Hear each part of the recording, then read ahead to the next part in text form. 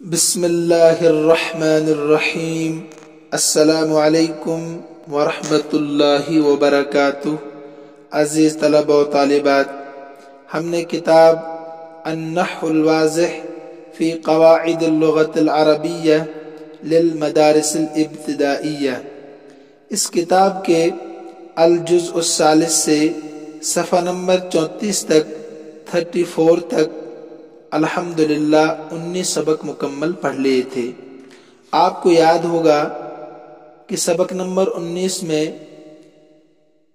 جو صفحہ نمبر 29 پر تھا، تقسیم الفعل الی صحیح و معطل، یہ بیان اور اس سے متعلق جو قاعدہ نمبر 113 114 نیز اس سبق سے متعلق جو 9 تمارین تھی، ان سب کو الحمدللہ ہم نے پڑھا تھا۔ میں امید کرتا ہوں کہ آپ نے سبق بھی سمجھا ہوگا اور اس سے متعلق جو قاعدے تھے اور 9 تمارین تھی، ان پر خوب مشق بھی آپ نے کی ہوگی۔ اور جن طلبہ و طالبات نے اپنی ذاتی مصروفیت کی وجہ سے یا بعض علاقوں میں جیسے کہ آپ کو پتہ ہے انٹرنیٹ بند ہوتا ہے، اس وجہ سے وہ سبق نمبر 19 میں حاضر نہیں تھے اور آج کے سبق میں حاضر ہے، تو ان کے لیے ضروری ہے کہ وہ پہلے سبق نمبر 19 کو جا کر سنیں، سمجھنے کی کوشش کریں۔ سبق موجود ہے آپ کے یوٹیوب چینل پر، آپ کبھی بھی استفادہ کر سکتے ہیں تاکہ اگلا سبق آپ کے لیے سمجھنا آسان ہو۔ آج ہم سبق نمبر 20 پڑھنے جا رہے ہیں جو صفحہ نمبر 35 پر ہے۔ آئیے ہم شروع کرتے ہیں آج کے سبق۔ آج کا سبق ہے ضمائر الرفع البارزۃ المتصلۃ بالافعال، افعال کے ساتھ ضمائر رفع بارز کا ملا ہوا ہونا، افعال کے ساتھ ضمائر رفع بارز کا ملا ہوا ہونا۔ دیکھیے، میں آپ کو ضمائر کے تعلق سے چند باتیں بتانا چاہتا ہوں تاکہ آپ کے لیے سبق سمجھنا آسان ہو۔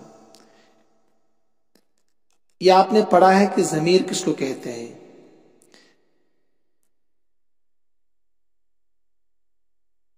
ضمیر کہتے ہیں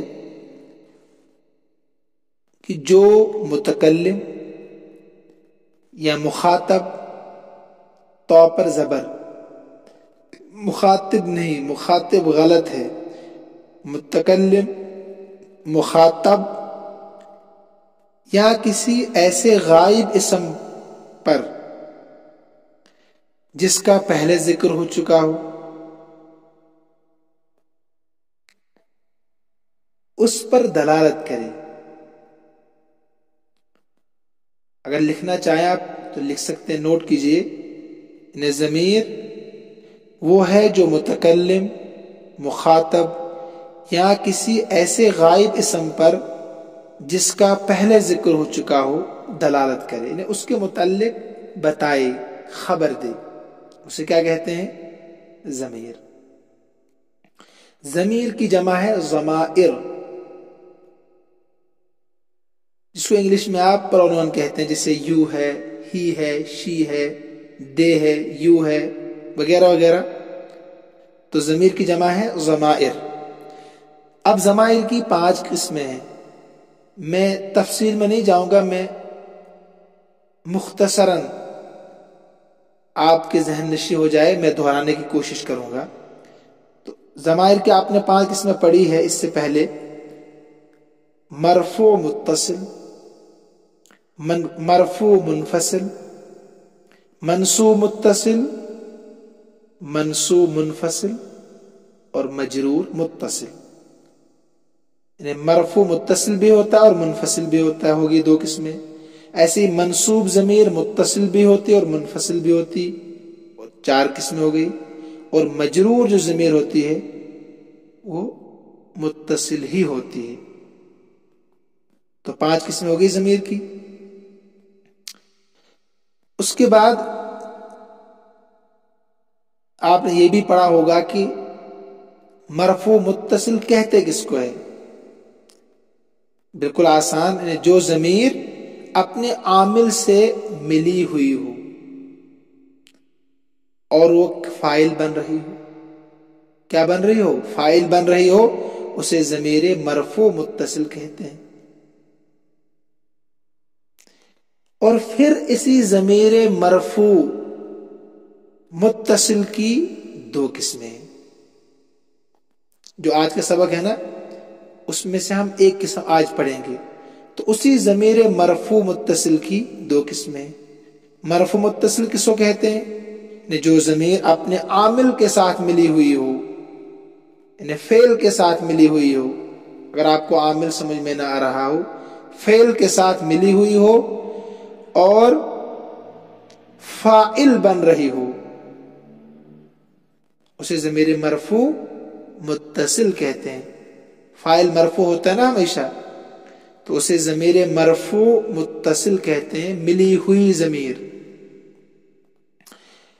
اب اس ضمیر مرفوع متصل کی دو قسمیں ہیں. ایک تو بارز ہے، ایک مستتر ہے. بارز اور مستتر. بارز کس کو کہتے ہیں؟ بارز سے وہ ضمیر مراد ہے جو لکھی اور پڑھی جا سکے، لکھی بھی جا سکے اور پڑھی بھی جا سکے. بارز کے معنی اصل میں ظاہر. لکھیے آپ، بارز کے معنی کیا ہے؟ ظاہر. اسی کو میں نے کہا بارز وہ ضمیر ہے جس کو لکھا بھی جا سکے اور پڑھا بھی جا سکے. جیسے ضربت میں تو ضمیر بارز ہے، ٹھیک ہے. مستتر کس کو کہتے ہیں؟ مستتر کے معنی ہے پوشیدہ، چھپی ہوئی. تو مستتر سے وہ ضمیر مراد ہے جو نہ لکھی جا سکے اور نہ پڑھی جا سکے. جسے ضربہ میں ہوا ضمیر ہے، یہ مستتر ہے. تو ضربہ میں ہوا ضمیر ہے، نہ یہ لکھی جاتی ہے اور نہ یہ پڑھی جاتی ہے. آپ کہتے ہیں ضربہ، اس نے مارا، تو اس میں ہوا ضمیر تو ہے لیکن یہ لفظوں میں آپ کو نظر نہیں آتی ہے اور نہ یہ پڑھی جاتی ہے. ٹھیک ہے. تو ایسے ہی جیسے ضربتما میں تما ضمیر بارز ہے، ضربتن میں تن ضمیر بارز ہے، ضربت میں تو ضمیر بارز ہے، ضربنا میں نا ضمیر بارز ہے. تو ضمیر مرفوع متصل کس کو کہتے ہیں؟ جو اپنے عامل سے ملی ہوئی ہو، یعنی فعل کے ساتھ ملی ہوئی ہو اور فاعل بن رہی ہو، اسے ضمیر مرفوع متصل کہتے ہیں. تو پھر اسی ضمیر مرفوع متصل کی دو قسمیں ہیں. بارز کے معنی ظاہر، جو لکھی بھی جا سکے اور پڑھی بھی جا سکے. دوسری قسم ہے مستتر، پوشیدہ، جو نہ لکھی جا سکے اور نہ پڑھی جا سکے، جسے ضربہ میں ہوا ضمیر ہے. بارز کی مثال میں نے بتا دیا آپ کو، ضربت، ضربتما، ضربتن، ضربت، ضربنا. تو اس میں جو ہے تو، تما، تن اور نا، یہ سب ضمیر بارز ہے جن کو لکھا بھی جاتا ہے اور پڑھا بھی جاتا ہے. ایسے پھر ضمیر مرفوع منفصل، جو اپنے عامل سے جدا ہو اور محل رفع میں واقع ہو، اسے ضمیر مرفوع منفصل کہتے ہیں. تو یہ ضمیر کون کون سی ہے؟ یہ کبھی فاعل بنتی ہے، کبھی نائب فاعل بنتی ہے، کبھی کانا کا اسم بنتی ہے اور کبھی مبتدا بنتی ہے. جیسے ہوا ہے، ہما ہے، ہم ہے، ہی ہما ہن، انت انتما انتم، انت انتما انتن، انا نحن. ایسے ضمیر منصوب متصل ہے جو فعل کے ساتھ ملی ہوئی ہوتی ہے اور مفعول بھی بنتی ہے، عموماً مفعول بھی بنتی ہے. جیسے ضربہ، ضربہما، آخر تک ایسے ہی. اس کے بعد ضمیر منصوب منفصل، جو اپنے عامل سے جدا ہو، یعنی فعل سے جدا ہو اور مفعول بھی بنے، جیسے ایاہو، ایاہما، ایاہم، ایاہا، ایاہما، ایاہن، ایسی حاضری کی ایاکا، ایاکما، ایاکم، ایاکی، ایاکما، ایاکن، ایایا، ایانا۔ لیکن یاد رکھیے آپ، جو ایاہو ہے، ایاہما ہے، اس میں صرف ایا ضمیر ہے، باقی جو ہے، جو ہو ہے، ہما ہے، تمام حروف جو ہے یہ متکلم، مخاطب اور غائب پر دلالت کرتے ہیں۔ جیسے ایاہو میں ہو غائب کے لیے، ایسے ہی ایاکا میں حاضر کے لیے، ایایا میں متکلم کے لیے، تو ضمیر صرف ایا ہے۔ ایسے ضمیر مجرور متصل، یہ ہمیشہ مضاف الیہ یا حرف جار کا مجرور بنتی ہے، یعنی اس سے پہلے یا تو مضاف ہوتا ہے اور یا اس سے پہلے حرف جر ہوتا ہے، جیسے کتابہ، کتابہما، کتابہم، کتابہا، کتابہما، ایسے آخر تک، کتابکا، کتابکما، کتابکم، کتابکی، کتابکما، کتابکن، کتابی، کتابنا۔ ٹھیک ہے، تو یہ چیزیں تھی جو ضمائر کے تعلق سے ضروری تھی، میں نے آپ کو بتا دی۔ تو یہاں ہم آج پڑھ رہے ہیں ضمیر مرفوع متصل کی جو دو قسمیں ہیں نا، ایک تو ضمیر بارز، ایک مستتر۔ تو ضمیر بارز کو ہم پڑھیں گے، تو آپ کو سمجھ میں آ رہا ہوگا کہ ضمیر بارز کس کو کہتے ہیں؟ جس کو لکھا بھی جائے اور پڑھا بھی جائے اس کو بارز کہتے ہیں، یعنی ظاہر جو ہو۔ تو یہاں دیکھیے ضمائر الرفع، وہ ضمائر جو مرفوع ہو اور نظر آ رہی ہو اور جو ملی ہوئی ہو فعل کے ساتھ۔ ٹھیک ہے، اب آئیے آپ صفحہ نمبر 36 پر، قاعدہ نمبر 115، قاعدہ نمبر 116۔ قاعدہ لکھا ہے ضمائر الرفع البارزۃ التي تتصل بالماضی ہی التا، نا، والف الاثنین، واو الجماعت و نون النسوہ۔ ضمائر رفع بارزہ وہ ضمائر جو فاعل بنتی ہے اور نظر آتی ہے، ظاہر ہوتی ہے، جو ملی ہوتی ہے ماضی کے ساتھ، فعل ماضی کے ساتھ۔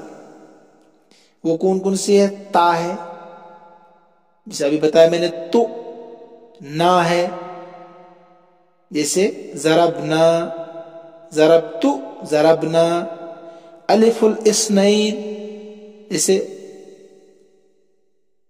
ضربا، ٹھیک ہے، وواو الجماعت جیسے ضربو، وواو النسوۃ جیسے ضربن۔ تو ان کے آخر میں جو تا ہے، نا ہے اور الف اثنین ہے، یعنی تثنیہ کا الف ہے اور جمع کا واو ہے اور نون نسوہ ہے، یعنی فہمنا، ضربنا، قرأنا، فتحنا، اس کے آخر میں جو نون ہوتا ہے اس کو نون ضمیر بھی کہتے ہیں اور نون نسوہ بھی کہتے ہیں۔ ٹھیک ہے، قاعدہ نمبر 16 پر آئیے، ضمائر رفع البارزۃ، وہ ضمائر جو مرفوع ہوتی ہے، لکھی بھی جاتی ہے، پڑھی بھی جاتی ہے، بارزہ کا ترجمہ، لیکن جو ملی ہوتی ہے مضارع کے ساتھ اور امر کے ساتھ، وہ کون کون سی ہے؟ یا ہے، ٹھیک ہے، ایسے ہی یا مخاطبہ ہے نا، اور الف تثنیہ ہے، واو جمع ہے اور نون نسوہ ہے، یعنی نون ضمیر بھی اس کو کہتے ہیں۔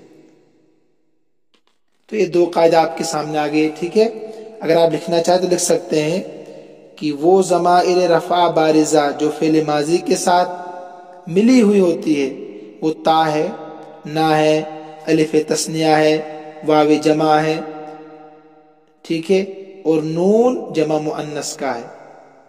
اور وہ ضمائر رفع بارزہ، رفع میں نے اس لیے بتایا کہ وہ مرفوع بنتی ہے، بارزہ اس لیے کہ وہ نظر آتی ہے، لکھی جاتی ہے اور پڑھی جاتی ہے۔ جو مضارع اور امر کے ساتھ مل کر آتی ہے وہ یا مخاطب ہے جو مؤنث کے لیے آتی ہے. اسی طریقے سے الف تثنیہ ہے، واو جمع ہے اور نون جمع مؤنث کا ہے. یہ تو قاعدہ تھا. مثالیں جو ہے نا اس سے آپ بخوبی سمجھیں گے. مثلا 3 پیراگراف ہے آپ کی کتاب میں صفحہ نمبر 35 پر. فہمت درسی، ٹھیک ہے. فہمنا دروسنا، التلمیذان فہما دروسہما، التلامیذ فہموا دروسہم، التلمیذات فہمن دروسہن. جو 5 مثالیں ہیں نا، پہلی 5 مثالیں، ان میں جو تو ہے، نہ ہے، ٹھیک ہے.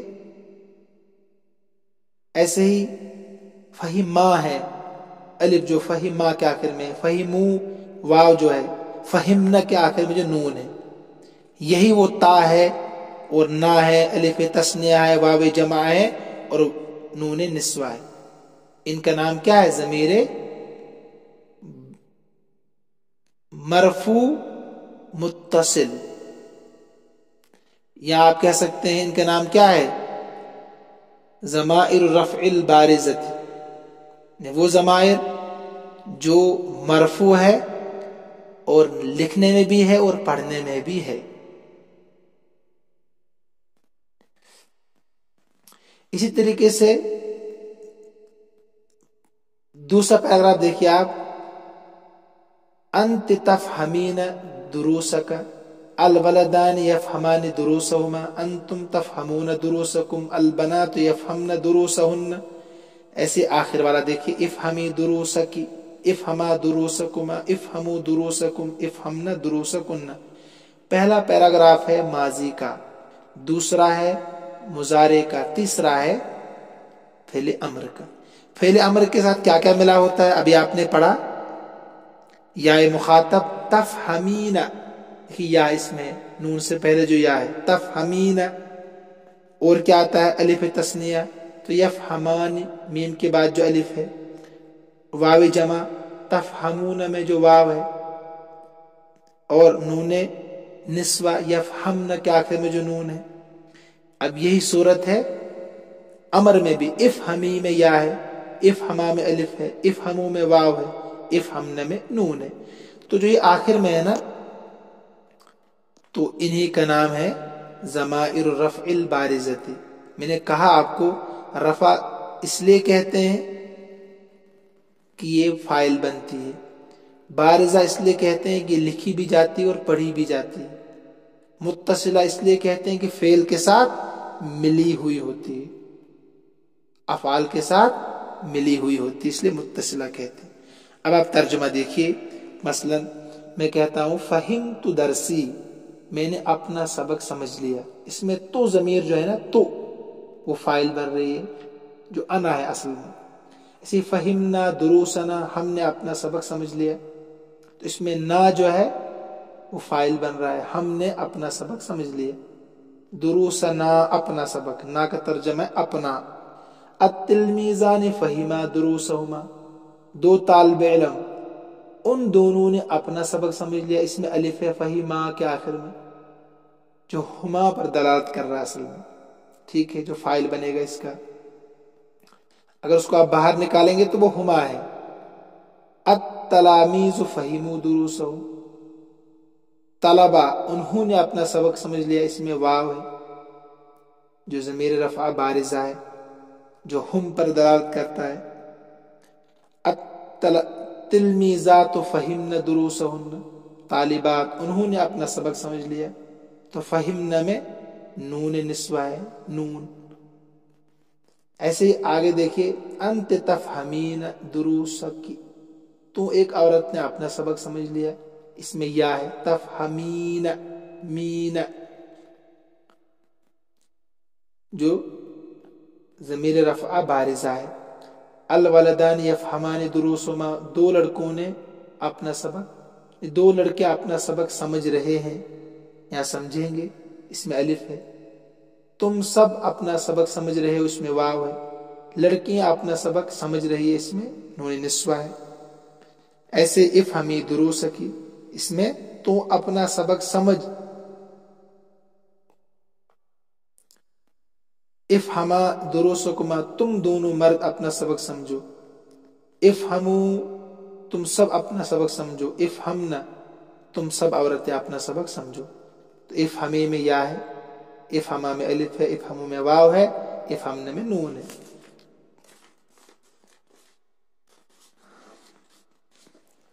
اس کے بعد تمرین ہے، بین ضمائر رفع البارزۃ المتصلۃ بالافعال التي في العبارۃ الآتیہ۔ ثم اذکر ما بقی منہا، اس میں آپ کو کیا کام کرنا ہے، جو نیچے عبارت ہے اس میں جتنی بھی ضمائر مرفوع، ضمائر رفع بارزہ جو آئی ہے ان کو الگ کرنا ہے۔ جو ضمیر اس عبارت میں نہیں ہے انہیں ضمائر مرفوع متصل ہو کر جو آئی ہے ان کو الگ کرنا ہے، اور جو ضمائر مرفوع متصل رہ گئی ہے ان کو الگ سے آپ نے ذکر کرنا ہے۔ تمرین نمبر 1 میں یہ آپ کا کام ہے، تو یہ آپ کر کے لائیں گے۔ مثلا اس میں بہت آسان ہے، میں ترجمہ کرا دیتا ہوں پھر آپ خود کر سکتے ہیں، سمجھ گئے ہوں گے اگر آپ سبق، تو یہ آپ کے لیے بہت آسان ہے۔ جیسے خرجت مع طائفۃ من الاصدقاء لزیارت دار الآثار العربیہ، میں دوستوں کی ایک جماعت کے ساتھ نکلا، تو اس میں تو ہے، آپ کہہ سکتے ہیں تو تا متکلم ضمیر اس میں۔ فمشینا الیہا، تو ہم اس کی طرف چلے، تو اس میں نا ہے، میں ساتھ ساتھ بتا بھی رہا ہوں آپ کو، نا اس میں ہے متکلم۔ وقد تخلف اثنان منا، اور 2 ساتھی ہم سے پیچھے رہ گئے، ٹھیک ہے۔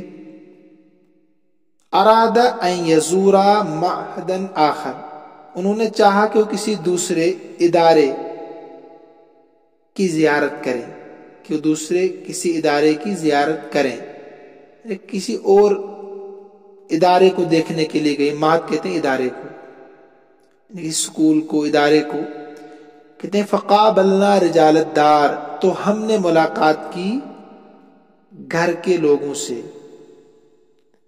یعنی آثار قدیمہ، آثار عربیہ کے جب پاس پہنچے یہ، وہاں کے لوگوں سے ملاقات کی۔ فقابلنا اس میں نا متکلم ہے۔ وشرحوا لنا کثیرا من الآثار العجیبہ، انہوں نے وضاحت کی ہمارے سامنے بہت سارے آثار عجیبہ کی، ان عجیب و غریب آثار کی جو پہلے آب و اجداد کے تھے ان کی تشریح کی کہ کس نے بنایا ہے، وہ کیسے تھے، کتنے قابل تھے، ٹھیک ہے۔ اس میں کیا ہے، قابلنا میں نا متکلم ہے۔ شرحو اس میں ہے واو جمع، سے اوپر یزورا میں الف تثنیہ ہے، یہ رہ گیا، ارادہ میں الف تثنیہ ہے، ٹھیک ہے۔ ورأینا الناس یتأملون صناعت اجدادہم، ہم نے لوگوں کو دیکھا کہ وہ غور و فکر کر رہے تھے اپنے آب و اجداد کی کاریگری میں۔ تو رأینا اس میں بھی وہی نا متکلم ہے، یتأملون میں واو جمع ہے، ٹھیک ہے۔ کأنہم کأنہا تنادیہم، گویا کہ وہ آثار قدیمہ وہ ان کو پکار رہی تھی، تنادیہم ان کو آواز دے رہی تھی، جس میں غور و فکر کر رہے تھے نا لوگ کہ دیکھو کتنے خطرناک چیزیں بنائی ہے، کتنے عجیب و غریب، خطرناک نہیں، کتنے عجیب و غریب چیزیں بنائی ہمارے آباء و اجداد نے، اس میں غور و فکر کر رہے تھے۔ تو گویا کہ وہ ان کو آواز دے رہی تھی وہ آثار قدیمہ، کیا، ان اعملوا کما عملوا، کہ تم بھی کرو جیسے کہ آپ کے آباء و اجداد نے کام کیا ہے، جسے کاریگری انہوں نے کی ہے۔ تصلوا الی ما وصلوا، اور تم پہنچ جاؤ گے جہاں وہ پہنچے ہیں، تصلوا تم بھی پہنچ جاؤ گے جہاں وہ پہنچے ہیں، جو کارنامے انہوں نے انجام دے تم بھی دے سکتے ہو، ٹھیک ہے۔ اس میں عملو ہے واو جمع، اس میں تصلوا میں واو جمع ہے، وصلو میں واو جمع ہے، اعملو میں واو جمع ہے، تو یہ بہت آسان ہے۔ اس میں رہ کیا گیا ہے؟ اب اس میں ایک تو رہ گیا ہے میرے خیال سے، ہاں، نون نسوہ یعنی نون ضمیر رہ گیا ہے، جمع مؤنث غائب کا صیغہ اس میں نہیں آیا۔ ایسے ہی